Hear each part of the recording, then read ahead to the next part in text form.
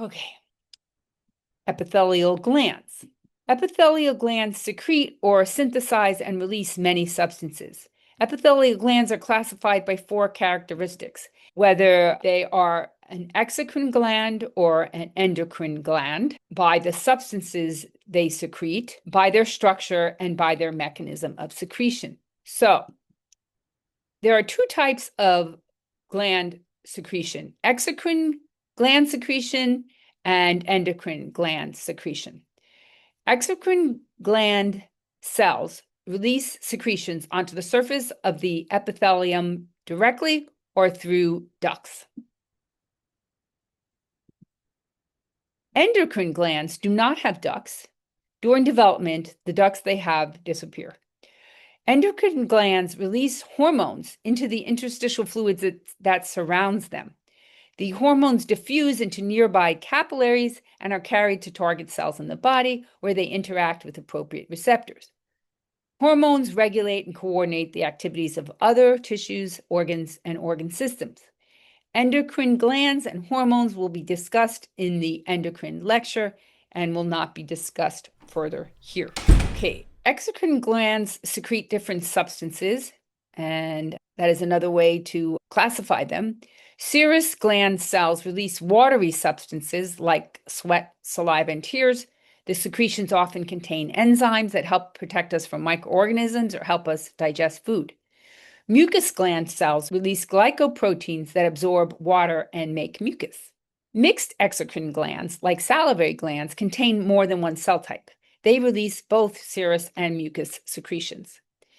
Sebaceous glands secrete sebum, and mammary glands secrete milk. Okay, epithelial glands have different structures. There are unicellular glands that are single gland cells that are scattered throughout an epithelium. Goblet cells, which are a type of mucus cell, are found in the respiratory and digestive tracts. And if you look at the pictures, they are usually different in appearance than the epithelial cells that they are mixed in with. Here we have goblet cells in the respiratory tract in the top panel and goblet cells in the digestive tract in the bottom panel. Mucus cells are often found in multicellular mucus glands, but may be found alone in some locations. And,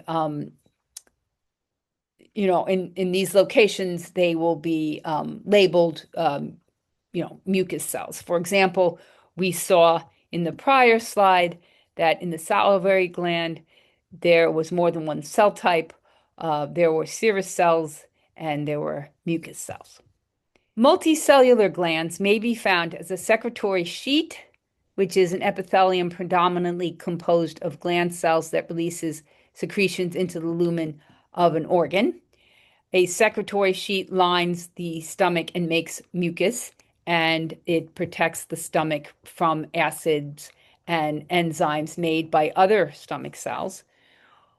Or multicellular glands may be found as clusters of cells below the epithelial surface. Multicellular glands have a secretory part that forms secretions and a duct that brings the secretions to the surface of the epithelium. The structure of a multicellular gland is described as the shape by the shape of the secretory part of the gland and the branching pattern of the duct. Multicellular glands are found in the skin, digestive tract, and reproductive systems. For example, in the skin, eccrine sweat glands are simple coiled tubular glands, and sebaceous glands are simple branched alveolar glands. However, the structure of the many types of epithelial glands is beyond the scope of this course. Epithelial glands can be classified by their mechanism of secretion. And epithelial glands release secretions by 3 different mechanisms: by ecrine secretion, apocrine secretion, or holocrine secretion. Ecrine secretion is the release of the contents of a secretory vesicle in a gland cell by exocytosis onto the surface of the cell. It is the most common mechanism of secretion. Sweat is released from eccrine sweat glands. Mucus is released from goblet cells in the intestines, and saliva is released from serous salivary gland cells by this mechanism. And if you've forgotten what exocytosis is, the panel on the left will act as a little refresher there. Apocrine secretion is the release of the secretory vesicles in a gland cell by shedding of the apical portion of the cell. The shed portion then breaks down and releases the contents of the vesicles. The gland cell regrows and makes more secretory vesicles, and the process repeats. Mammary glands release milk in this way. Holocrine secretion is the release of secretions by the bursting of a glandular cell packed with secretory vesicles. Stem cells divide and replace the lost cells. Sebaceous gland cells in the skin release sebum by this mechanism. Now, let's talk about membranes. Membranes are an epithelium and an underlying layer of connective tissue. They cover and protect other structures. There are 4 types of membranes: serous membranes, synovial membranes, mucous membranes, and the cutaneous membrane or the skin. Serous membranes. A serous membrane is a thin sheet of simple squamous epithelium or mesothelium and an underlying thin sheet of areolar connective tissue. A transudate of fluid from the underlying connective tissue diffuses onto the surface of the epithelium, making it slippery. Serous membranes cover the organs within the pleural, pericardial, and abdominal cavities and line the cavities. The transudate on the surface of the mesothelium prevents friction between the organs and the body cavities and between the different organs within the body cavities.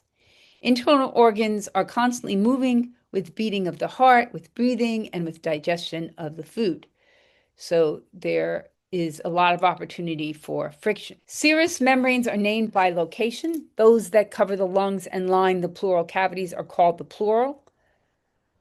Those that surround the heart and line the pericardial cavity are called the pericardium, and those that cover the abdominal organs and line the abdominal cavity are called the peritoneum. Serous membranes that cover the organs are called visceral membranes. Serous membranes that line the cavities are called parietal membranes.